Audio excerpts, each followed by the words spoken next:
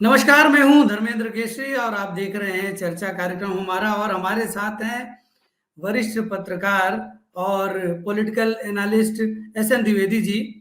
आपका बहुत-बहुत स्वागत है सर। धन्यवाद धर्मेंद्र जी। सर, आज हम चर्चा करने वाले हैं कि शराब घोटाले में जो आरोपी नंबर 1 हैं, मनीष सिसोदिया रहेंगे जेल क्योंकि नहीं मिली है उन्हें बेल। बिल्कुल इस तरह की उम्मीद हम सबको थी। जिस तरह के आरोप उनके ऊपर थे धर्मेंद्र जी, जिस तरह के आरोप उनके ऊपर लगाए गए थे और जिन धाराओं में उनके ऊपर आरोप लगाए गए उसमें बेल मिलना इतना आसान भी नहीं है। और देखिए, छोटा मोटा मामला नहीं है। अब तो सुप्रीम कोर्ट ने एक तरह से मान लिया है कि मनी ट्रेल में मनीष सिसोदिया शामिल थे। तो इतना इतना आसान नहीं है अभी उनको बेल मिलना। और अब ये भी तय हो गया अगले 6 महीने मनीष सिसोदिया कम से कम जेल के अंदर अभी रहेंगे। ये तो तय हो गया। इसके साथ ही साथ एक और जो भ्रम था, जो एक एक जो वादा था कि सबसे ईमानदार सरकार है, सबसे ईमानदार है हम लोग, इसके ऊपर भी शायद थोड़ी सी अब लगाम लगेगी सुप्रीम कोर्ट के इस फैसले के बाद, जबकि वो ये साबित हो गया। जबकि एक तरह से मतलब अभी हालांकि पूरा फैसला नहीं आया है, लेकिन जिस तरह को बेल नहीं मिली है मनीष सिसोदिया को और कोर्ट ने ये मान लिया कि ट्रेल हुई है, मनी ट्रेल हुई है, तो ये काफी कभी मुसीबत भरे दिन मेरे ख्याल से आम आदमी पार्टी के लिए भी आने वाले हैं आने वाले दिनों में। लेकिन सर, लगाम लगेगी कैसे? क्योंकि इनका तो कहना है कि ये है कट्टर ईमानदार। और देखिए ना, काम इनके क्या है, कट्टर बेईमानी वाले। हम्म। शराब नीति में जिस हम्म। तरीके से देश ने देखा, दुकानों का जो मकड़ जाल था दिल्ली में और लाइनें लगती थी शराब के लिए सर। हम्म। लगाम कैसे वो भी लगेगी सर? ये तो कह रहे हैं कि कट्टर कट्टर ईमानदार है, मंत्री जी जेल में, बेल नहीं, नहीं मिली। इनका इनका इनका तो दावा ये है कि भाई इस देश में सबसे ज्यादा ईमानदार हम ही है। सबसे ज्यादा ईमानदार ईमानदार पार्टी अगर कोई है तो आम आदमी पार्टी है। सबसे ज्यादा ईमानदार मुख्यमंत्री कोई है तो केजरीवाल है। सबसे ज्यादा ईमानदार सरकार कोई है तो आम आदमी पार्टी की सरकार है। इनका तो अपना दावा है। लेकिन आज वही स्थिति आप देख लीजिए, इनके कितने सारे लोग जेल में हैं, कितने सारे लोगों के ऊपर आपराधिक मुकदमे चल रहे हैं। तो आज क्या स्थिति है, किसी छुपा हुआ नहीं है। लेकिन धर्मेंद्र, हम सबके लिए बड़ा आम अगर भारतीय के लिए हम बात करें, ये बड़ा एक सदमा है कि जिस तरह से आप ईमानदारी की दुहाई देकर आए थे, अन्ना आंदोलन से आप पैदा हुए थे, एक अन्ना अन्ना जिसे कि ईमानदारी की एक प्रतिमूर्ति बना के उसमें पेश किया गया था अन्ना जी को। ये इनसे बड़ा ईमानदार, इनसे सच्चा आदमी कोई नहीं। उस आंदोलन से आप पैदा हुए थे। आप ईमानदारी के नाम पे सरकार लेकर आए थे। ऐसे समय में इन इन सब के बावजूद अगर इतना बड़ा धक्का लगता है आम आदमी के विश्वास को, वो ज्यादा गंभीर बात है। आदमी भरोसा करे तो किस पे करे? भाई जी, जो वादे आपने किए थे आप उन सारे वादों में फेल रहे हैं। मैं ऐसा मानता हूं, अगर आपने शायद मुफ्त की घोषणाएं ना की होती तो शायद आपकी सरकार भी ना बनती। मुफ्त एक ऐसी चीज है जिसके लिए बड़ी बड़ी शायद जिसपे हालांकि सुप्रीम कोर्ट में मामला भी चल रहा है कि मुफ्त की घोषणाएं होनी चाहिए कि नहीं होनी चाहिए, इसको किस तरह से आचार संहिता को उल्लंघन माना जाए कि ना माना जाए। इसमें जब फैसला आएगा तब फिर आगे हम इस पर चर्चा करेंगे। लेकिन मैं हमेशा ये मानता हूँ, चुनाव के समय इस तरह की कोई भी लॉलीपॉप देना, कोई मुफ्त की घोषणाएं करना एक तरह से जनता को रिश्वत देने के बराबर होना चाहिए। और इसके ऊपर तत्काल एक रोक लगनी चाहिए। उसके बाद देखें कौन कितना ईमानदार है, कौन कितना काम करता है, कौन कितने शिद्दत के साथ जनता के साथ खड़ा रहता है, तब किसकी सरकार बनती है, ये देखना ज्यादा जरूरी है धर्मेंद्र। सर, आप समझिए कि इस कदर जो आरोप लगे हैं मनी लॉन्ड्रिंग के और भ्रष्टाचार के, वो तो है ही। लेकिन इनको बेल इसलिए भी नहीं मिली है कि ये सबूतों के साथ छेड़छाड़ और गवाहों को डरा धमका सकते हैं, ये कट्टर ईमानदार हैं। बिल्कुल। अब जरा सोचिए ना कि जब सुप्रीम कोर्ट में सीबीआई ने कहा था जिसमें कि इन्होंने अपने मोबाइल तोड़ दिए, सबूतों के साथ छेड़छाड़ करने की कोशिश की। इन्होंने कितने सारे तो मोबाइल अपने बदले उस दौरान जब सीबीआई की जांच हो रही थी। कितने सारे इन्होंने मोबाइल अपने बदले। उसके बाद फिर जब ईडी के चंगुल में आए उसके बाद ही जेल चले गए। उसके बाद भी कितने गाजे बाजे के साथ जेल गए थे। वो सारी फोटोएं हम लोग ने देखी, सारे वीडियो हम लोग ने देखे, कितने गाजे बाजे के साथ ही जेल गए थे। पूरा रोड शो करते हुए जेल गए थे, कोई क्रांतिकारी जेल जा रहा हो। तो ये सब लोग बरगलाने के तरीके हैं ना। मेरे ख्याल जनता की अब आंखें खुल जानी चाहिए, आंखें खुल भी रही होंगी, क्योंकि जितने भी लोग हैं, जितने लोग जेल जा रहे हैं, फैशन चल गया है। वो बकायदा रोड शो निकालते हैं फिर जेल जाते हैं। क्या वो इनके संजय सिंह को देख लीजिए, वो भी इसी तरह से आजकल अंदर है।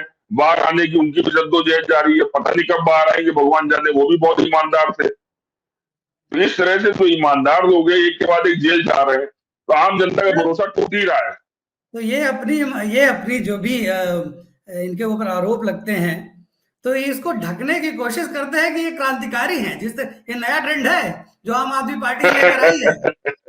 पहले तो अब राजनीति में वो पहले तो इन्होंने राजनीति में कहा भाई साहब हमसे ज्यादा ईमानदार, और गंगा जी में बीच में हम डुबकी लगा के आए हैं, भरोसा कर लीजिए। उसके बाद इन्होंने जो गदर मचाया है, आप देखिए, नए नए ट्रेंड है। अब तो क्रांतिकारी, अब ये आरोप में नहीं जेल जा रहे हैं, तो क्रांतिकारी जा रहे हैं, साबित तो यही कर रहे हैं। धर्मेंद्र, मुझे याद है जिसमें जिसमें मनीष सिसोदिया जेल गए थे, बहुत ज्यादा ईमानदार पार्टी के डिप्टी सीएम है, जिसमें वो जेल गए थे। मुझे याद है किस तरह इनको प्रोजेक्ट किया गया था कि ये शिक्षा मंत्री जेल चला गया, बहुत बड़ा कोई क्रांतिकारी, मतलब बहुत बड़ा शिक्षाविद कोई जेल के अंदर चला गया हो, और पता नहीं क्या आफत आने वाली थी दिल्ली के ऊपर, दिल्ली के स्कूल बंद हो जाएंगे, आखिर कौन देखेगा बच्चों को, क्या होगा। लेकिन भाई इस तरह से जो जिसका नाम मनी ट्रेन में आ गया हो, उसको तो बेहतर है कि शिक्षा मंत्री ना ही बोला जाए तो ज्यादा बेहतर है। मैं तो ऐसा मान के चलता हूँ। आप किस भ्रष्टाचार को हटाने की बात कर रहे हैं? आप शिक्षा मंत्री हैं और खुद भ्रष्टाचार के आरोप में जेल के अंदर बंद हैं। आप अरे चाहते क्या शराब है? आप किस तरह की शराब घोटाले आप किस में, तरह की शिक्षा देना चाह रहे थे? शराब घोटाले में क्या करें? शिक्षा मंत्री जी। हाँ, वो भी आप देखिए, शराब घोटाले में आप बच्चों को क्या सिखा रहे होंगे जब आप खुद इतने बड़े भ्रष्टाचार कर रहे हैं, वो भी शराब जैसे घोटाले। अरे भाई, आप सड़क बनवाते उसमें एक बार तो नाम आता, कोई बात नहीं थी। अब शराब जैसे घोटाले में आपका नाम आ रहा है, और शिक्षा मंत्री भी हैं आप। ये बड़ी विडंबना वाली बात है, मतलब शायद इसके लिए कोई जोड़ नहीं बैठता है। शिक्षा मंत्री आबकारी घोटाले में जेल चला जाए, बड़ा अजीब सी स्थिति हो जाती है कि आप किसे क्या कहेंगे धर्मेंद्र। सर एक सोशल मीडिया पे बड़ी हंसी, मतलब लोग जो हैं चुटकी लेने वाले, केजरीवाल बेचारे बड़े प्यार से इनको शाबाशी देते हैं, हाँ जी जाओ जेल जाओ। हाँ, क्रांतिकारी जा रहे हैं। सोशल मीडिया पे जो मीम बनते कहे जा रहे हैं कि सोशल केजरीवाल ने जिनके ऊपर हाथ रख दिया वो तो गायब। सबसे पहले सत्येंद्र जैन, फिर मनीष सिसोदिया, फिर संजय सिंह, और ये तो कहा जा रहा है कि केजरीवाल अकेले बीच में खेलने के लिए धीरे धीरे सबको आउट करते जा रहे हैं, अपनी टीम के लोगों को। धर्मेंद्र, वो अकेले अब भी खेल रहा है, अगर देखा जाए तो अकेले अब भी खेल रहा है, क्योंकि वो एक ऐसा आदमी है। मैंने अभी पहली बार अपनी जिंदगी में देखा, इतने अपने 25-26 साल के करियर के दौरान मैंने ऐसा कोई मुख्यमंत्री नहीं देखा जो बिना विभाग का मुख्यमंत्री हो, मतलब बिना पोर्टफोलियो कोई आदमी सीएम बना हुआ है। ये मैं पहली बार देख रहा हूँ। उसके पास एक भी विभाग नहीं है, साथ में सबसे ईमानदार हूँ। अरे भाई, हमारे यहाँ भी पुरानी कहावत है, गलतियां उससे होती है जो काम करता है। अब साहब वो आदमी काम ही नहीं करेगा, पोर्टफोलियो ही नहीं लेगा, तो गलती कहाँ होगी उससे? या फिर वो क्या घोटाला करेगा? उसको हमेशा चिल्ले जो उसके नीचे वाले उसे चेले चपाड़ों से अपना घोटाले करवाता रहेगा, खुद सारा ईमानदार की अपनी शर्ट पहन के बैठा रहेगा। मैं तो पहली बार ऐसा मुख्यमंत्री देखा हूँ जिसके पास कोई पोर्टफोलियो नहीं है, वो मुख्यमंत्री बना घूम रहा है वो। तो उससे उससे आप क्या उम्मीद करेंगे? जो आदमी जिम्मेदारियां लेने से डरता हो, उसको आपने पूरी दिल्ली की जिम्मेदारी दे रखी है। आपने उसके नाम पे पंजाब में जिम्मेदारी दे दी, और बाकी प्रदेशों में चुनाव लड़ने जा रहा है। वो तो मोदी के खिलाफ चुनाव लड़ने बनारस भी पहुंच गया था। वो तो अच्छा हुआ बनारस वाली पहचान के समय रहते हुए उनको बैरंग वापस कर दिया। मतलब आदमी आदमी अपना कद तो देखे, मोदी के खिलाफ चुनाव लड़ रहे हैं, बनारस पहुंच गए। अरे भाई, पहले पोर्टफोलियो लेना सीखो, पहले जिम्मेदारियां उठाना सीखो, पहले 16 घंटे काम करना सीखो। विपස්සना के नाम पे तुम 15 दिन चले जाते हो बेंगलोर हर बार। अरे भाई, कोई हाँ सर। मुख्यमंत्री बस इतना टाइम है क्या? क्या विपස්සना करने 15 दिन चले जाइए बेंगलोर? भाई सही बात फिर कर रहे मौसम हैं आ रहा है, फिर बेंगलोर चले जाएंगे अभी वो। सर। आप तो आलोचना कर रहे हैं, वो ईमानदारी की फैक्ट्री लगाए हुए हैं, सर्टिफिकेट बांट रहे हैं, उनसे ज्यादा कट्टर ईमानदार कोई है नहीं, और आप कह रहे हैं कि बताइए जिम्मेदारी नहीं लेते। सोचिए, अन्ना आंदोलन में कितनी बड़ी बड़ी बातें की थी। आप ना ना बताइए ना, वो भी नहीं मैं किए। नहीं धर्मेंद्र, मैं किसी भी ईमानदार आदमी की आलोचना नहीं कर रहा। मैं ऐसे आदमी की, ऐसे व्यक्ति की आलोचना कर रहा हूं जिसके जो अपने कंधों में किसी भी तरह की जिम्मेदारी लेने से डरता है, कतराता है, भाग जाता है।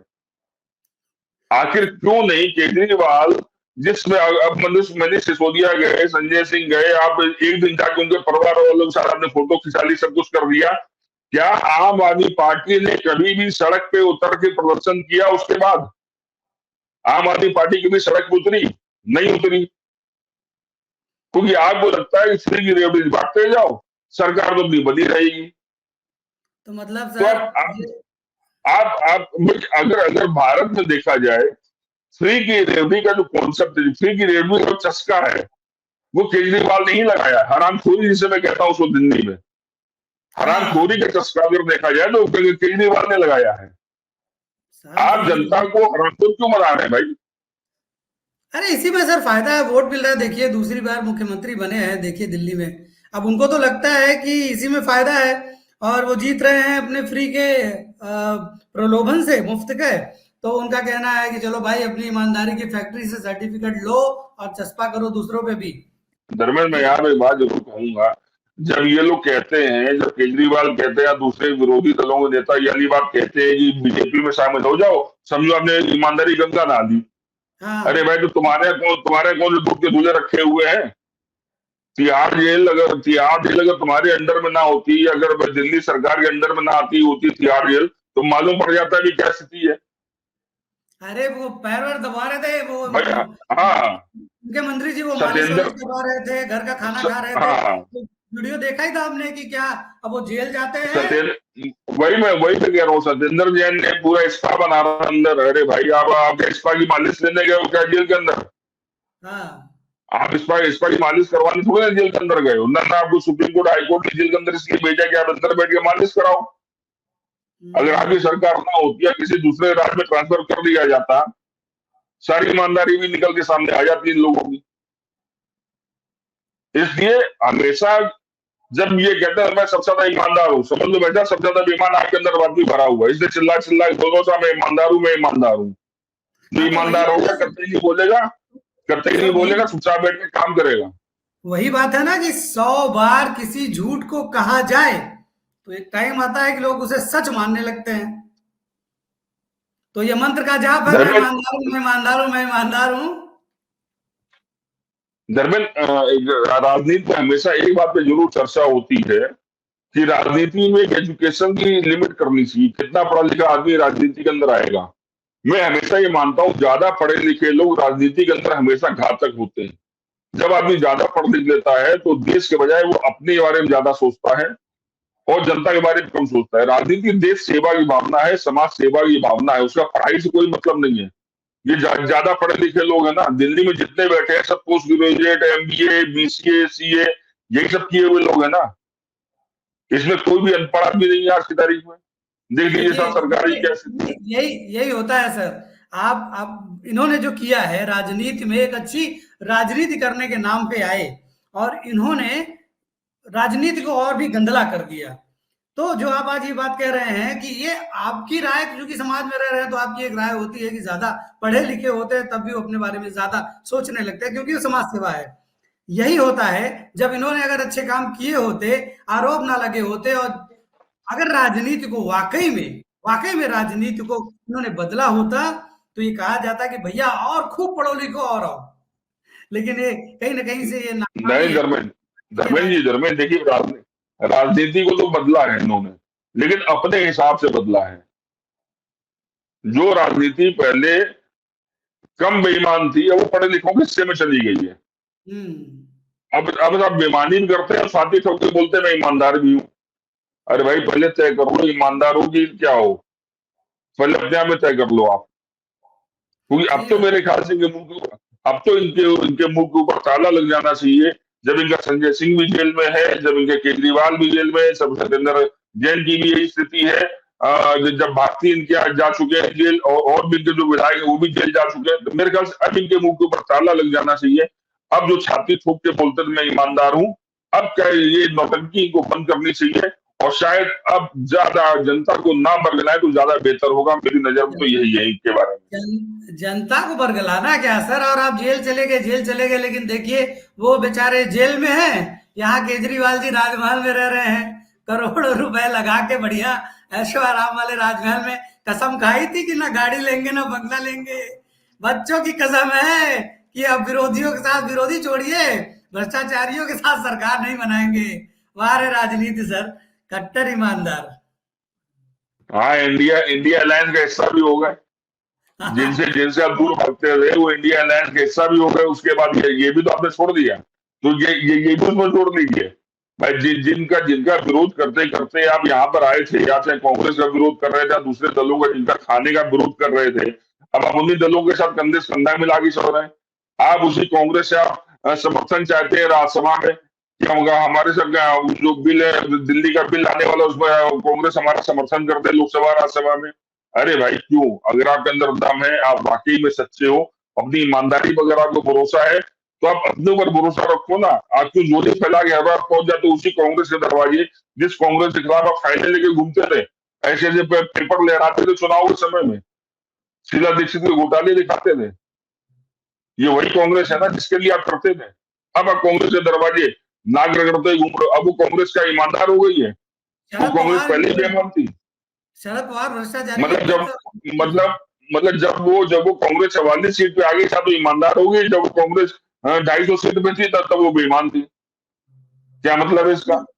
इस पे तो अलग चर्चा करेंगे कभी किसी दिन, लेकिन सर सीरियस नोट कि अगर जिस तरीके से भ्रष्टाचार हुआ है, शिक्षा मंत्री थे ये एक नया मॉडल दिखा रहे थे, पूरी दुनिया को, देश को बुला बुला के दिखा रहे थे, ये देखिए। और आज वही शराब के घोटाले में जो इतनी दुकानें खोल के भर भर के शराबें बेची, पता चला कि भाई साहब वो घोटाला था और आज वो जेल में है। अभी फिर भी ये कट्टर ईमानदारी का राग अलाप रहे हैं सर। सीरियस नोट, कल को जब साबित हो जाता है इनका जुर्म अपराध जो भी ये कर रहे हैं, उसके बाद क्या? बिल्कुल, ये उसके उसके बाद सिर्फ एक ही चीज है धर्मेंद्र, और जो आपने सीरियस नोट के ऊपर बात की, सीरियस नोट पे सिर्फ एक ही बात है। आम जनता का जो विश्वास है ना ईमानदार नेताओं के ऊपर से, वो टूट जाएगा। और जब विश्वास किसी का टूटता है तो बड़ा खतरनाक होता है। वो जनता किसी के ऊपर विश्वास नहीं करेगी। जो बेचारा एक ईमानदार नेता है, जो हो सकता है कि वाकई में उस जनता की सेवा करने के लिए आया हो, जनता उसको भी बेईमान के नजरिए से देखेगी। ये विश्वास टूटना बड़ी चीज होती है किसी भी समाज में। इन लोगों ने समाज के साथ विश्वासघात किया है, समाज का विश्वास तोड़ा है, मैं तो ऐसा मानता हूं। बिल्कुल सही बात है सर कि इन्हें जिस तरीके इन्हें से, इन्हें जनता कभी माफ नहीं कर सकती। लेकिन चलिए अभी तो जीत रहे हैं, प्रलोभनों में है, मुफ्त के प्रलोभनों में, तो अभी तो इस पे हम कोई चर्चा नहीं कर रहे हैं। लेकिन एक बात आपने बहुत बड़ी उठाई और बहुत गंभीर उठाई है, उम्मीद को खत्म कर दिया इन्होंने, और न जाने कितने साल उस विश्वास को पनपने में न लगेगा कि जो एक नए तरह की राजनीति की इस देश में बात करने आए थे। हमें याद है कि हम उस दौर में अगर आपको लेके चले हैं, अन्ना आंदोलन के बिल्कुल समय बिल्कुल, मुझे भी याद है। नए नए नए बिल्कुल आए थे, पत्रकारिता का वो दौर, कुछ ही साल हमें हुए थे और हम देख रहे थे, हमको अच्छा लग रहा था कि चलिए देश में एक बदलाव हो रहा है, एक कोई एक अच्छा राजनेता, एक अच्छा व्यक्ति या अच्छे लोग राजनीति में आ रहे हैं। लेकिन आज दुख होता है कि ऐसे लोगों के हम समर्थन में खड़े हुए थे कि जो खुद को कट्टर ईमानदार कहते हैं, लेकिन बेईमानी के इतने गंदे आरोप लगते हैं। और सिर्फ एक व्यक्ति नहीं, उस आंदोलन से निकले हुए अधिकतर लोग वो कीचड़ था। अब पता चला कि वो कीचड़ के कमल नहीं थे, बल्कि वो कीचड़ में ही थे और कीचड़ का ही हिस्सा थे। बुरा लगता है तो उम्मीदों का मरना बड़ा बुरा होता है सर। ये बात आपने बिल्कुल ठीक कही, बिल्कुल बिल्कुल ठीक ठीक। कही। तो कुल मिला के सर ये तो तय है कि अभी अभी जेल में रहेंगे सिसोदिया जी। तो अभी आप क्या किस रूप में देखते हैं कि ये केस जल्दी जल्दी थोड़ा खत्म करते हैं आज की, आप बताइए। अभी तो इनको बेल नहीं मिली है, अभी तो ये जेल में रहेंगे और जांच एजेंसी अपना काम कर रही है। आगे किस तरह देखते हैं इस केस को? आगे मैं धर्मेंद्र आपसे बताऊं तो अभी हालांकि बहुत ज्यादा जल्दी हो जाएगा इस बात को कहना, इतना आसान नहीं है इस पूरे जाल से बाहर निकल आना। ये जो मनी ट्रेल है ना, अगर सुप्रीम कोर्ट ने एक बार मान लिया कि यहाँ से मनी ट्रेल हुई है, मनीष सिसोदिया का उसमें नाम है, तो मनी ट्रेल की अब और ज्यादा जांच होगी कि मनी ट्रेल आखिर कहाँ तक गई है। तो ऐसा ना समझे जो लोग शीश महल में रह रहे हैं, वो ऐसा ना समझे कि वो बहुत ज्यादा सुरक्षित है। वो आज वो जांच शीश महल पे भी जा सकती है, और शीश महल भी उस दायरे में आ सकता है, उस मनी ट्रेल के दायरे में आ सकता है। और कल को वो भी अपनी ईमानदारी की शायद कस्में खाने लायक ना बचे। ईमानदारी की कस्में खाने लायक न चले, लेकिन इस देश में न्यायपालिका है और न्यायपालिका के ऊपर पूरे जन का विश्वास है, लोकतंत्र का विश्वास है, भारत के जन जन का विश्वास है। और हमें भी विश्वास है कि आने वाले दिनों में जब जांच आगे बढ़ेगा और जिस तरीके से माननीय कोर्ट अपना रुख आगे स्पष्ट करेगी, तो जाहिर तौर पर कट्टर ईमानदारी के पीछे जो असली चेहरा है वो सामने नजर मुखौटे आए। के पीछे, मुखौटे के पीछे, मुखौटे ईमानदारी के के मुखौटे के पीछे जो चेहरा है। तो फिलहाल सर आज के लिए आज इतना ही खत्म करते हैं। ये तो तय हो गया कि अभी शराब घोटाले के जो आरोपी हैं, नंबर 1 आरोपी, वो रहेंगे जेल क्योंकि कोर्ट ने उन्हें नहीं दिया है बेल। सर हमसे जुड़ने के लिए बहुत बहुत धन्यवाद। धन्यवाद धर्मेंद्र जी, आपके सभी दर्शकों का बहुत बहुत धन्यवाद। धन्यवाद सर। तो आज हमारी चर्चा थी कि आखिर कोर्ट को लगा है कि अभी आरोपी नंबर 1 शराब घोटाले के उनको जेल में रहना चाहिए। तो आज की चर्चा में बस इतना ही। हम कल मिलेंगे फिर किसी गर्मा गर्म मुद्दे पे और चर्चा करेंगे। नमस्कार।